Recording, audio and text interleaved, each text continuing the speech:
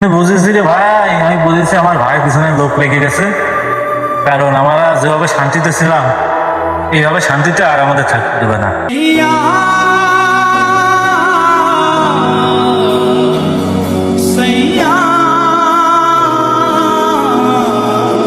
ভাই একটা কথা বলার দরকার ছিল।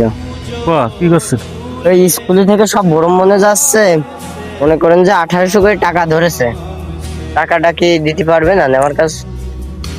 মানে তুই তো এই সময় টাকা চাচ্ছিস, দেখ এই পাট বুনেছে তো ওই ধরে ওষুধ দিতে পারতেছি না, সার মাটি দিতে পারতেছি না, টাকা নেই। টাকা নিয়ে লাগাইছি তাও টাকার অভাবে দেখ দেখ কই রয়েছে, গাড়ি বেঁধে রয়েছে, জোর নিতে পারতেছি না।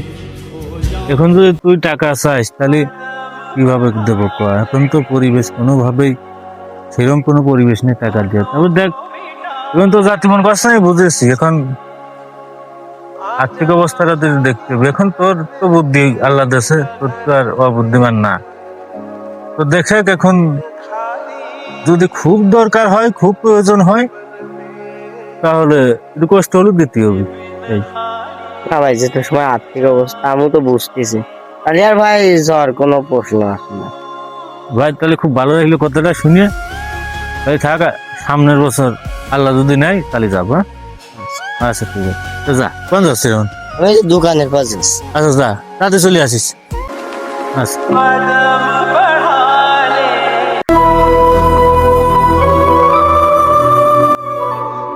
মন খারাপ করে কোন যাচ্ছিলি?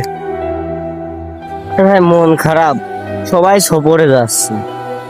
আমি বাড়িতে ভাইয়ের কাছে বললাম যে ভাই সফরে যাব। ভাই করছে যে কাছে টাকা পয়সাও নাই, চারদিকের পরিবেশ ভালো না।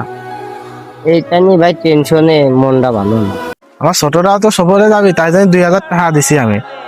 আমার আর্থিক অবস্থা তেমন ভালো না, চাষবাসেরও মনে করে যে সেরকম কি ফসল আদি হয়নি।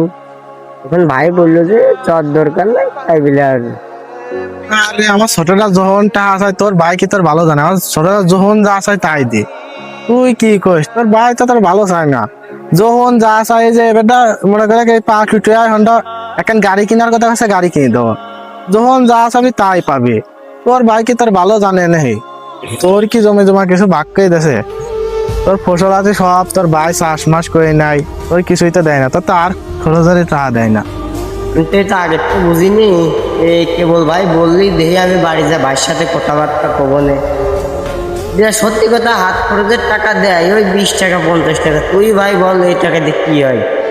পকেট খরচের টাকায় মনে করে যে চা মা খাই, এই যে এই 10-5 টাকায় কি হয়?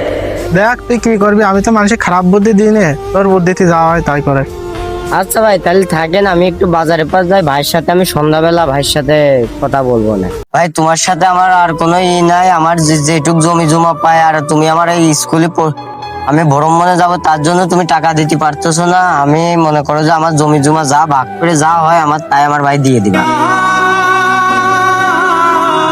আচ্ছা তুই হঠাৎ করে দেখলাম আমার সাথে কথা বললিয়ে তুই গেলি দোকানের পার। কি হইলো হঠাৎ এরকম কথা বলতেছিস, কারণ কি? এটা জমি জমাকে আমি নিয়ে নিচ্ছি নাকি? কার কাছ থেকে কি শুনিয়ে এই কথাটা করে?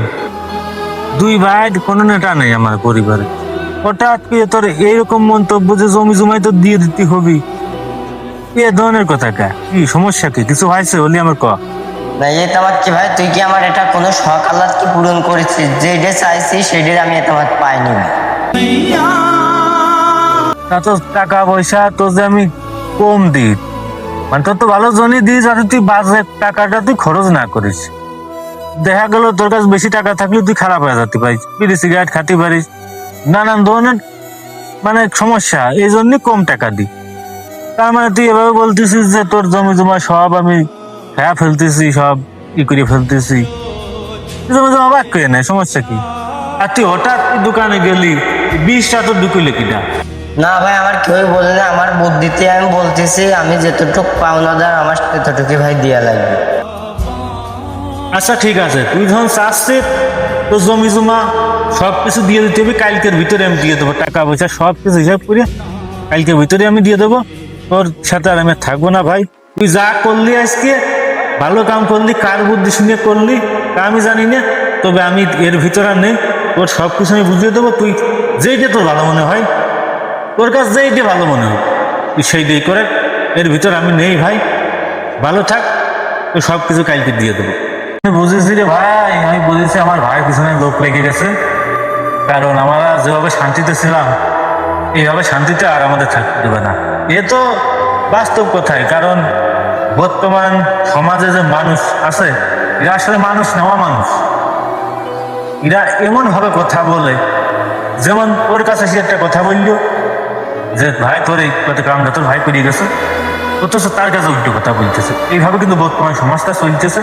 আর ঠিক এই কারণেই বর্তমান কিন্তু ভাই ভাইতে মিল, এই ভাই ভাইতে মিল ভাঙার মূল কারণ হলে কেন এই বর্তমান সমাজের কিছু মানুষ আছে নামদারি শয়তান, যার কয় রাষ্ট্র একটা বেইমান, কারণ এদের জন্য বর্তমান ভাই ভাইতে কোনো মিল নেই, কারণ বিরোধ লাগার তালেই আছে, কারণ একটু যে অ্যাডজাস্ট হতে হবে সেই দিয়ে করতে গেলে আবার দেখা গেলে কুহুকান্দায় ঢুকলো, ভাই ভাইতে সম্পর্কটা ভেঙে যাচ্ছে। বর্তমানে এইটা দেখতেছি, কারো ভাই সকলে নিরিবিলি থাকবে না, এইভাবেই চলে।